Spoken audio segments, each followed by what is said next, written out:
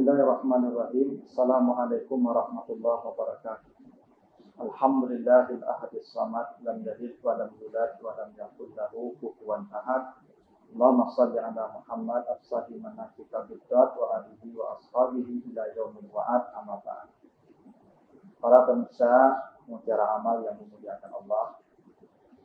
Allah zat yang maha rahman dan maha rahim, tidak memberikan perintah kepada hambanya kecuali diiringi oleh kemudahan-kemudahan.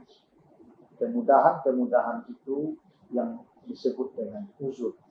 Bila ada sesuatu yang memang memungkinkan seseorang untuk tidak melakukan perintah Allah secara wajar sebagaimana diperintahkan, maka Allah berikan kepadanya solusi tanpa mengurangi pahala.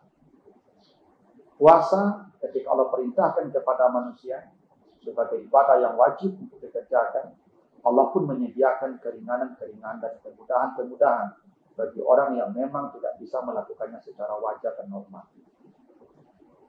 Keringanan itulah yang disebutkan Allah di surat Al-Baqarah ayat 184, di antaranya kata Allah, "Faman kana minkum maridan aw 'ala safarin fa'iddatun min ayyamin ukhra wa 'alal ladzina yutiqunahu fidyatun ta'amun miskin." Siapa saja di antara kamu yang sakit atau dalam perjalanan dan dia tidak mampu atau berat melakukan puasa, maka dia boleh berbuka dengan syarat nanti diganti atau diqada di hari yang lain sebanyak puasa yang dia tinggalkan. Dan bagi yang tidak mampu, maka dia boleh memberikan fidyah setiap hari memberi makan satu orang miskin sebanyak hari puasa yang dia tinggalkan. Di dalam ini ada beberapa ketentuan tentang uzur puasa. Pertama, kata Allah, siapa yang sakit, dan Allah tidak merinci seperti apa sakitnya, apa ukuran penyakitnya, dan seberat apapun penyakitnya. Allah menyebutkan kata maridan dalam bentuk nakirah.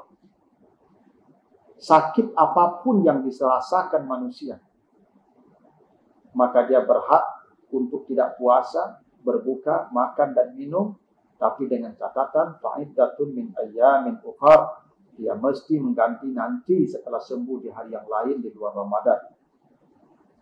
Ada orang yang mungkin tertusuk jarum saja. Sebagian ulama mungkin dia merasa sakit karena tusukan jarum itu, lalu dia ingin berbuka, maka Allah pun membolehkannya berbuka dengan syarat nanti ganti di hari yang lain. Dan itulah kenapa rahasianya Allah memanggil puasa itu dengan iman. Ya ayyuhallazina amanu, hai orang yang beriman. Karena puasa menuntut kepercayaan, keimanan. Andai kita merasa itu hak kita untuk berbuka, maka Allah tidak akan melarang, berbuka. Walaupun sakitnya hanya tertusuk duri. Tapi bila kita merasa layak untuk berbuka, maka Allah pun membolehkan kita berbuka. Tapi gantilah di hari yang lain. Dan itulah kenapa Allah tidak menyebutkan sakit dalam bentuk seperti apa. Tetapi sakit disebutkan dalam bentuk yang umum, maridan. Begitu juga kata Allah, ala safarin, orang yang bepergian. Ada sedikit keindahan redaksi antara sakit dan berjalan. Allah ketika menyebut kata sakit, maka disebut kata sifat maridan. Tapi ketika berjalan, Allah tidak menyebutnya kata sifat musafir, yang sejatinya harusnya mangkana minkum maridan au musafiran. Tetapi Allah menggunakan kata ala safarin dalam bentuk infinitif, masdar. Apa bedanya? Bedanya adalah seseorang ketika sakit baru boleh berbuka kalau dia sedang sakit dan telah merasa sakit. Tetapi orang yang berjalan, dia boleh berbuka bahkan sebelum perjalanan dimulai. Kalau digunakan kata musafir, itu artinya baru boleh berbuka setelah perjalanan dimulai. Karena kata musafir menunjukkan masa sedang dalam perjalanan.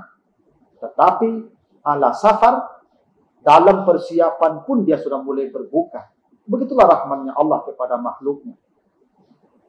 Karena itu kalau ada orang yang baru mau berjalan, tapi sudah berencana hendak berjalan, dia tidak sahur dan dia berbuka sejak pagi itu, maka itu dibolehkan. Itulah kenapa Allah menggunakan tidak dalam bentuk kata sifat seperti kata maridan musafir, tetapi dalam bentuk infinitif, yaitu ala safarin. Menunjukkan bahwa berbuka bagi orang yang safar boleh sekalipun perjalanan belum dimulai. Begitu juga kata orang yang tidak mampu.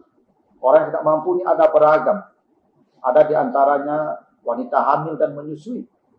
Maka wanita hamil dan menyusui, karena beratnya hamil menyusui, maka dia diberikan keringanan oleh membayar fidyah. Setiap 1 hari, membayar 1 mud makanan kepada orang miskin sebanyak hari puasa yang dia tinggalkan. Walaupun untuk wanita hamil ini ada sedikit perbedaan para ulama. Yang sebagian berpendapat dia mengqadha. Al-Yusuf Al-Qardawi berpendapat tergantung situasi hamilnya. Bila hamilnya terus-menerus seperti orang-orang di masa lalu, maka dia memang mengqadha. Dia berfidyah saja. Kalau hamilnya terus dan berkepanjangan. Tapi kalau wanita sekarang yang hamilnya diatur, sekarang dia hamil melahirkan, mungkin 6 tahun lagi dia hamil dan melahirkan, maka lebih baik dia mengqadha, karena dia punya waktu yang cukup untuk mengqadha. Tetapi kalaupun wanita yang hamil dan menyusui ini membayar fidyah, maka itu tetap dibolehkan kalau dia dianggap tidak mampu. Atau tidak mampu itu karena dia sakit yang sudah tidak lagi diharap sembuh. Sakit yang memang menurut dokter tidak ada lagi harapan sembuh. Hanya menunggu waktu dia dipanggil oleh Allah. Yang mungkin ketika dia melaksanakan puasa akan membuat badannya celaka. Maka keadaan sakit yang begitu dia hanya wajib membayar fidyah saja. Begitu juga para pekerja berat yang menggali lubang, yang menggali terowongan, yang bekerja di pabrik yang non-stop, dan itu pekerjaannya tidak boleh berhenti. Kalau dia berhenti, mungkin anak-anak istrinya tidak makan, maka dia boleh berbuka dan membayar fidyah saja, tidak mengqadha. Karena kapan dia akan mengqadha? Karena waktunya memang sepanjang tahun, sepanjang masa dihabiskan bekerja siang dan malam.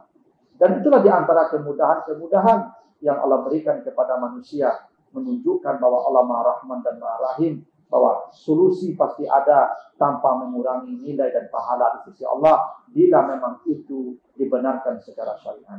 Mudah-mudahan ada manfaatnya. Wassalamualaikum warahmatullahi wabarakatuh.